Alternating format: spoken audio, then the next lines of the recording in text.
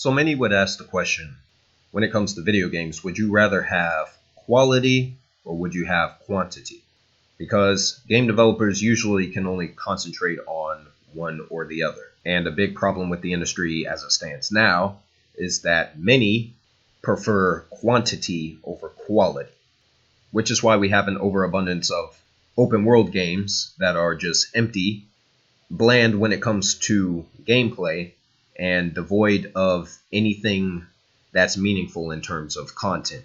And what you do have in games like that is a bunch of meandering around with boring fetch quests that are specifically designed to artificially pad the game and extend the length of whatever particular title that you're into.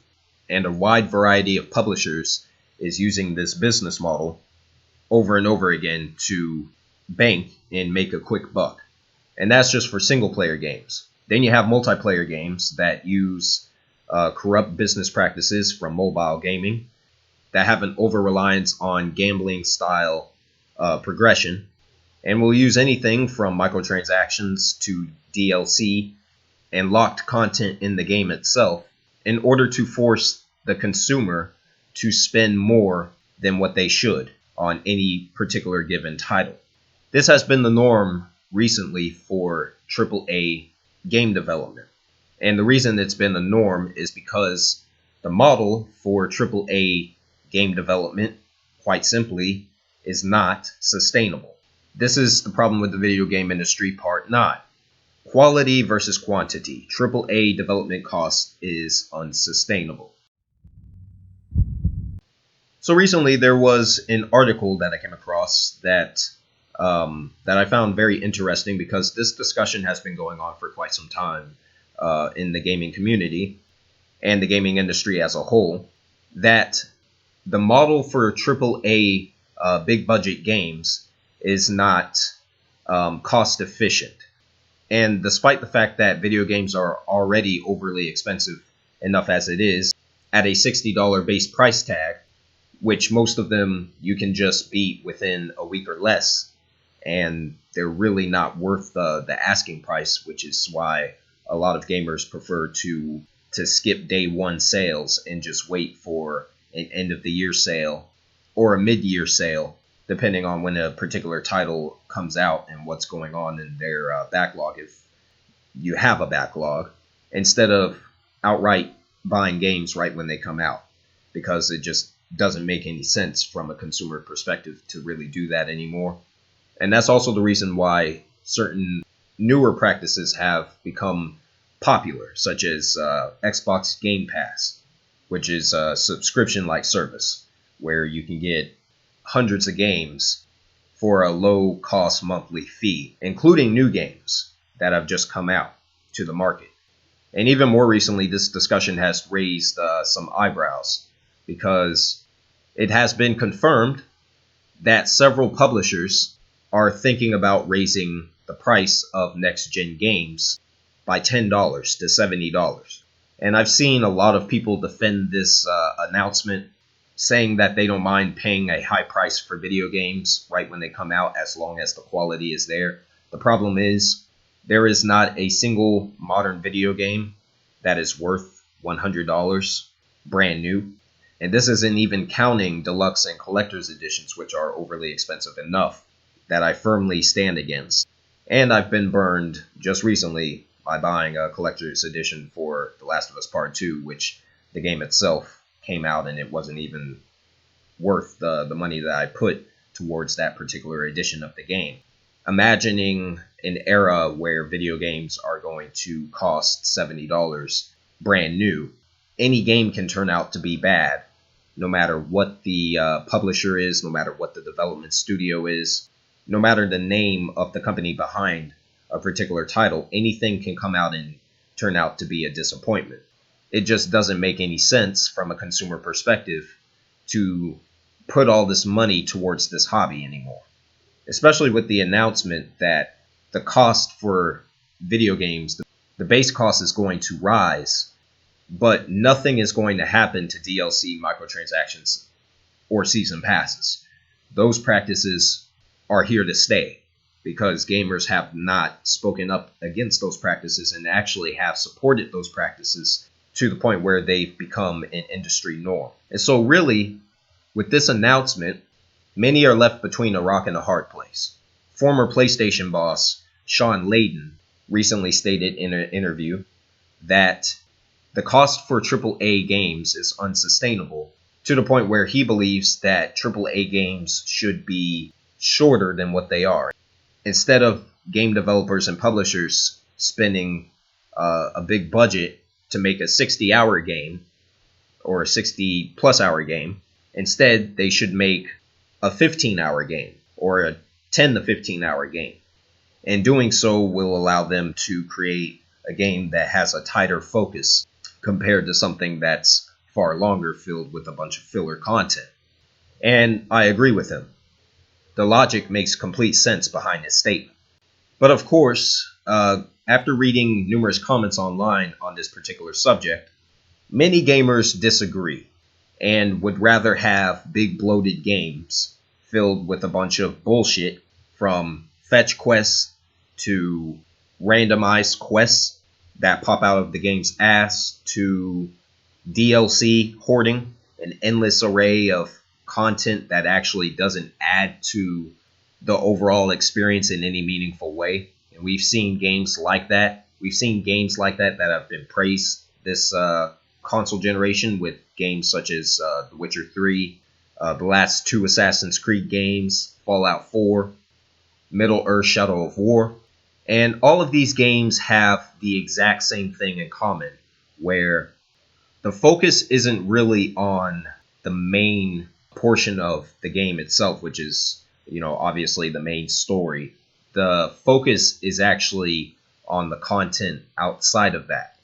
So what you get is an empty experience that's designed around the idea of repetition, but not good repetition, not repetition that actually has a point to it, repetition that is focused and structured, but just mindless repetition where everything that you're doing in the game is literally the same thing over and over again for an extended playtime that wears out its welcome.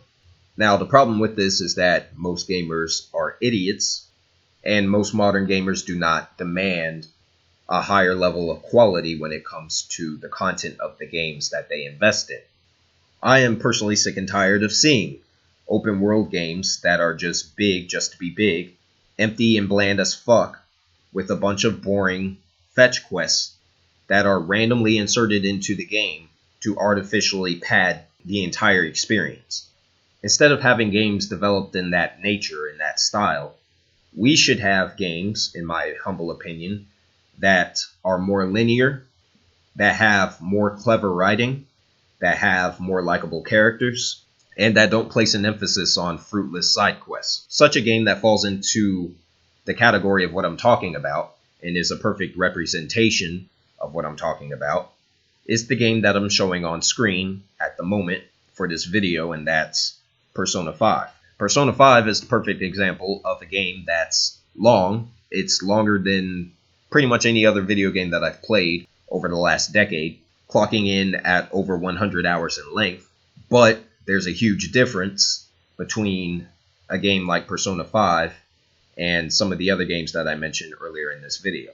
For one, Persona 5 has a well-written story with likable characters, with believable dialogue, with mature themes. Persona 5 is a very linear, structured game and doesn't have an overabundance of boring side quests to pad out the experience.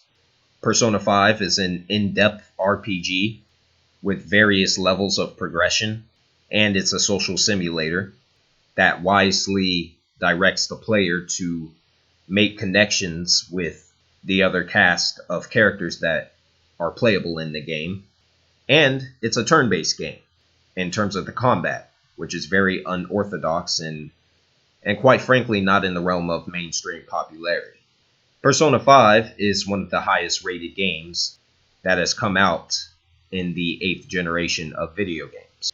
We need more games like Persona 5, but Persona 5, unfortunately, is an exception to the rule. We don't have dozens of games that are made in the style of Persona 5. We do have dozens of games that are made in the style of a game like The Witcher 3.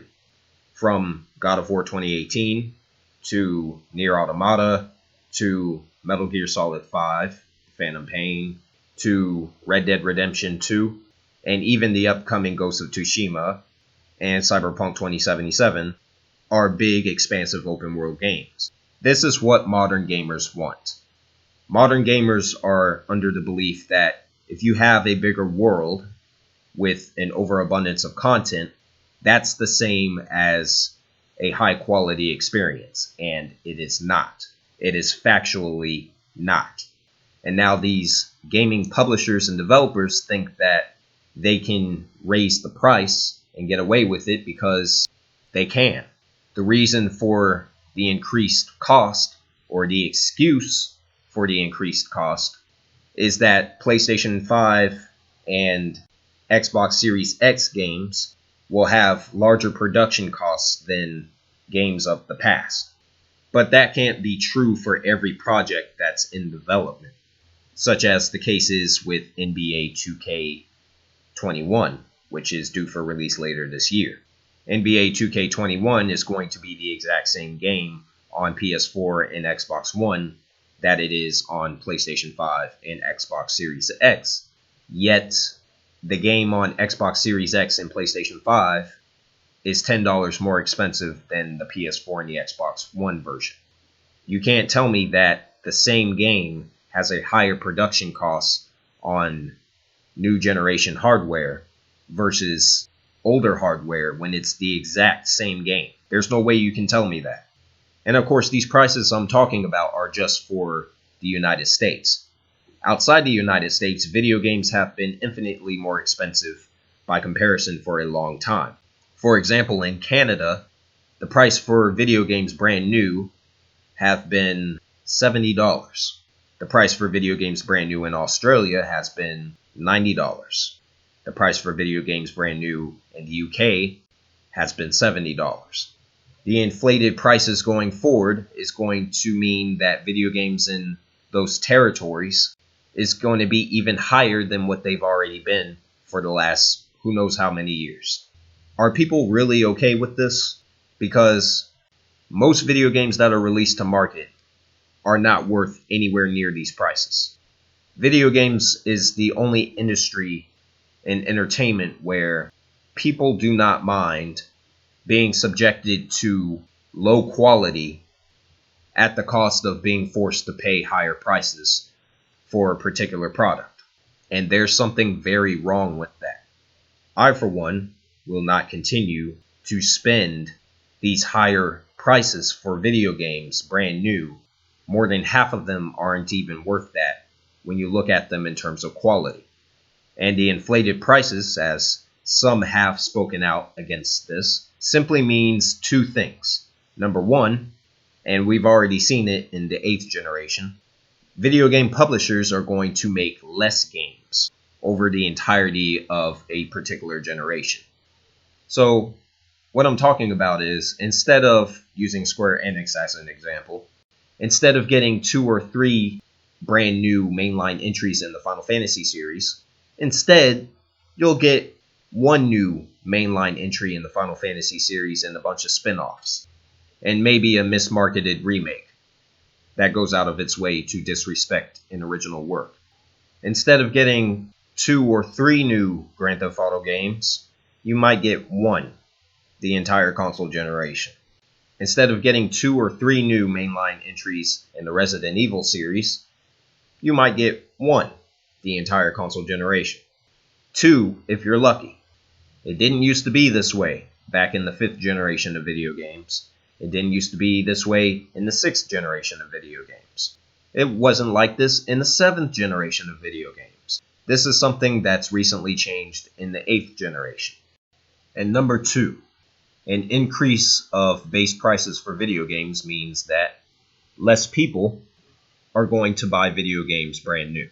And you need to have people buy video games brand new in order for the industry to flourish. Not everyone can wait for a sale. If that's the case, then the publisher and the developers behind said game are going to lose money. It's just that simple. And that also makes AAA game development unsustainable. If video games go up in $10, you're going to have less people that are going to be willing to put down all that money for any particular game day one. And so it seems like it's a lose-lose scenario that's going to end up leading to an industry crash, at least in the realm of AAA game development. And most gamers only care about AAA games because AAA games have the budget and the scale and scope of what we want from video games. And all of this leads to a very simple equation. Higher production costs, which equals longer development times, which equals games being released incomplete, unfinished, which equals DLC hoarding, shady season pass practices, cut content from the game that you buy at retail, games being re-released with the quote-unquote complete edition, Game of the Year edition, which is just another way of spelling go fuck yourself from these major video game publishers, who can, instead of making a new game, can use just the same game and constantly release new content for said game over an extended period of time. The worst offenders are fighting games. Games such as Tekken 7, games such as Soul Calibur 6, games such as Dragon Ball FighterZ. Practices like this ensure that you will never have a complete game, because the developer and the publisher is constantly, consistently asking you for more money in order to get everything that they release for said game. And these practices are not going to stop. Yet, they want to raise the base price for video games. And they want to raise the price for video games in the middle of a current recession and in the middle of an ongoing pandemic. Therefore, if you truly believe that this is okay and that video game publishers and developers have their hearts in the right place and are focused on creating quality video games for a full retail price, you are either very naive or you're a fool, because that is not what's going on. That's not even remotely what's going on. And that leads me into what will be the final part of this series, which I will be releasing very soon.